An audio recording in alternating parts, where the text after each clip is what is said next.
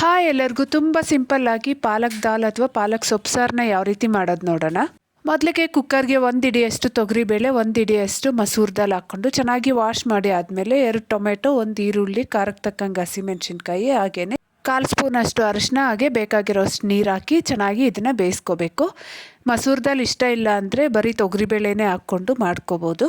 ಬೇಳೆ ಟೊಮೆಟೊನ ತುಂಬ ನುಣ್ಣಗಲ್ಲದೆ ಒಂದು ಅರ್ಧ ಮಸದಿಟ್ಕೊಂಡು ಬಾಣಲಿಗೆ ಎಣ್ಣೆ, ಸಾಸಿವೆ, 1 ಸ್ಪೂನ್ ಜೀರಿಗೆ, ಹಾಗೆ 1 ಬೆಳ್ಳುಳ್ಳಿನ ಸಣ್ಣದಾಗಿ ಕಟ್ ಮಾಡಿ ಚೆನ್ನಾಗಿ ಫ್ರೈ ಮಾಡ್ಕೋಬೇಕು. ಈಗ ವಾಶ್ ಮಾಡಿ ಕಟ್ ಮಾಡಿ ಇಟ್ಕೊಂಡಿರೋ ಅಂತಹ ಪಾಲಕ್ ಸೊಪ್ಪನ್ನ ಹಾಕ್ಕೊಂಡು ಅದರಲ್ಲಿರೋ ನೀರೆಲ್ಲ ಹೋಗೋವರೆಗೂ ಚೆನ್ನಾಗಿ ಫ್ರೈ ಮಾಡ್ಕೋಬೇಕು. ಪಾಲಕ್ ಸೊಪ್ಪನ್ನ ಈ ರೀತಿ ಬೇಯಿಸ್ಕೊಳ್ಳೋದ್ರಿಂದ ಓವರ್ ಕುಕ್ ಆಗಲ್ಲ. ಈಗ ಇದಕ್ಕೇನೆ ಮ್ಯಾಶ್ ಮಾಡಿ ಇಟ್ಕೊಂಡಿರೋ ಅಂಥ ಬೇಳೆ, ರುಚಿಗೆ ಬೇಕಾಗಿರೋಷ್ಟು ಉಪ್ಪು, ಅರ್ಧ ಸ್ಪೂನಷ್ಟು ಅಚ್ಚ ಖಾರದ ಪುಡಿ, ಅರ್ಧ ಸ್ಪೂನ್ ಧನಿಯಾ ಪುಡಿ ಇಷ್ಟನ್ನು ಹಾಕ್ಕೊಂಡು ಚೆನ್ನಾಗಿ ಮಿಕ್ಸ್ ಮಾಡಿ 1 ಕುದಿ ಕುದಿಸ್ಕೊಂಡ್ರೆ ಪಾಲಕ್ ಸೊಪ್ಪು ಸಾರು ರೆಡಿ. ಮುದ್ದೆ ಅನ್ನೋದ್ ಜೊತೆ ಸೂಪರಾಗಿರುತ್ತೆ. ಟ್ರೈ ಮಾಡಿ. ಇಷ್ಟ ಆದರೆ ವಿಡಿಯೋನ ಲೈಕ್ ಮಾಡಿ. ಬಾಯ್.